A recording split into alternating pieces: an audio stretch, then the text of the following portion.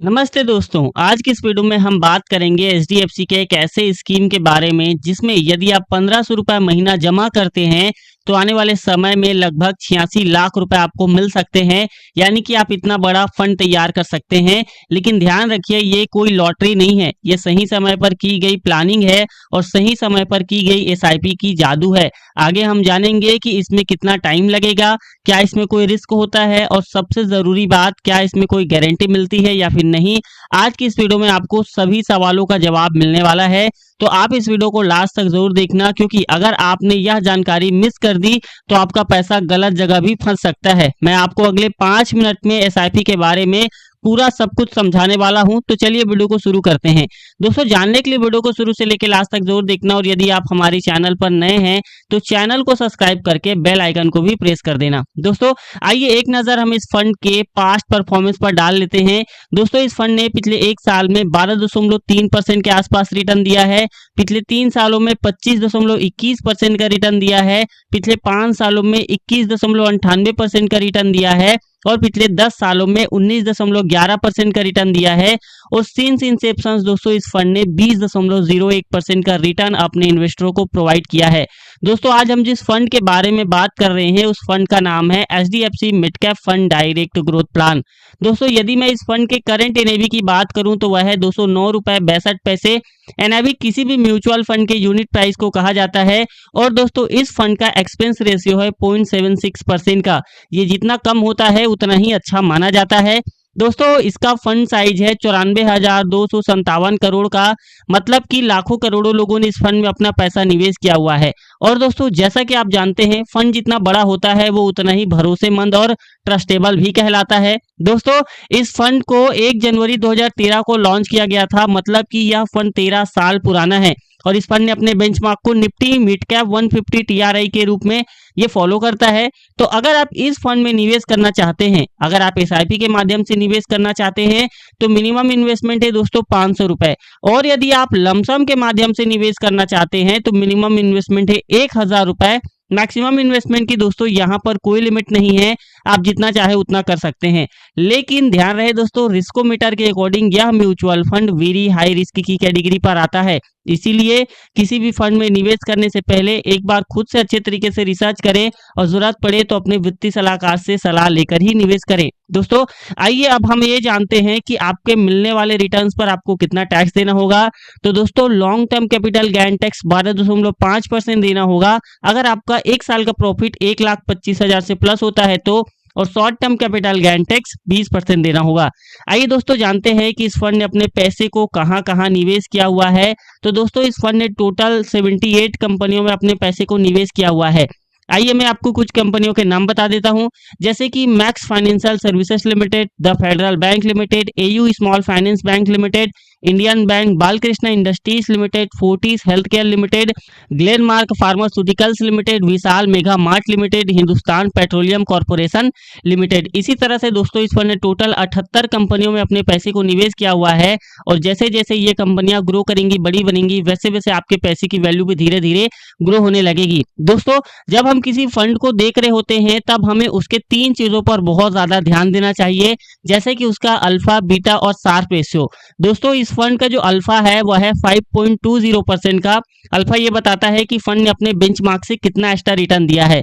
तो दोस्तों, इस फंड ने अपने बेंचमार्क को 5.20% से बीट किया हुआ है।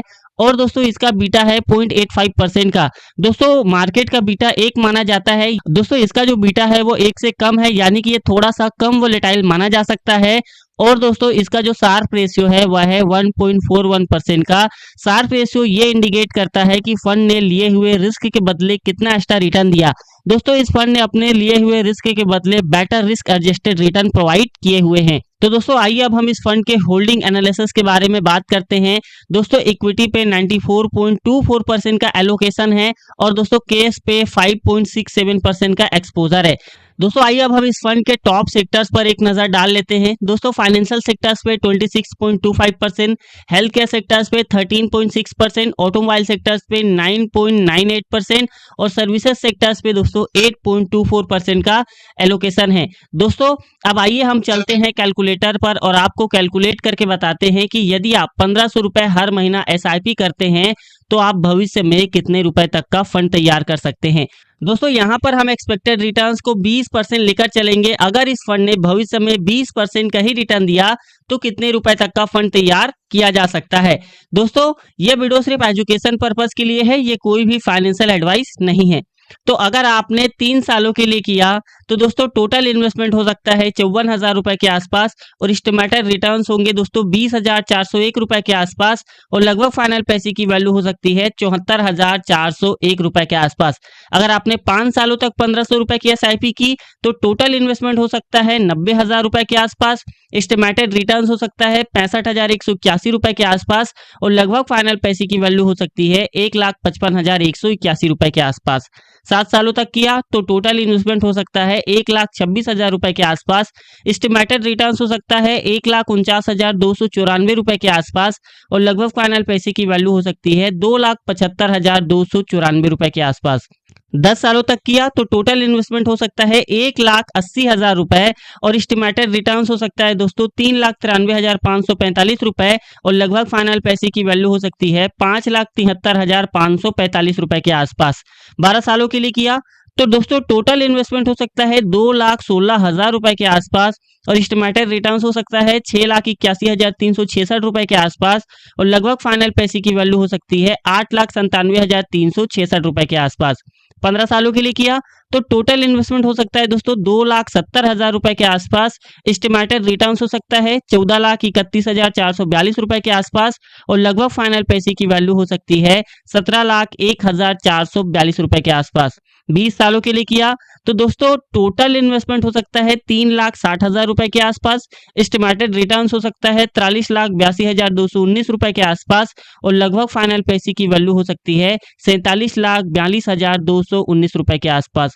इसी तरह से दोस्तों यदि आपने 23 सालों तक किया तो टोटल इन्वेस्टमेंट हो सकता है 4,14,000 रुपए के आसपास और दोस्तों एस्टिमेटेड रिटर्न्स हो सकता है 82,58,663 रुपए के आसपास और लगभग फाइनल पैसे की वैल्यू हो सकती है 86,72,663 रुपए के आसपास। अब दोस्तों मैंने आपको इस वीडियो में जो भी कैलकुलेशन बताए हैं वो पास्ट परफॉर्मेंस के बेसिस में बताए हैं।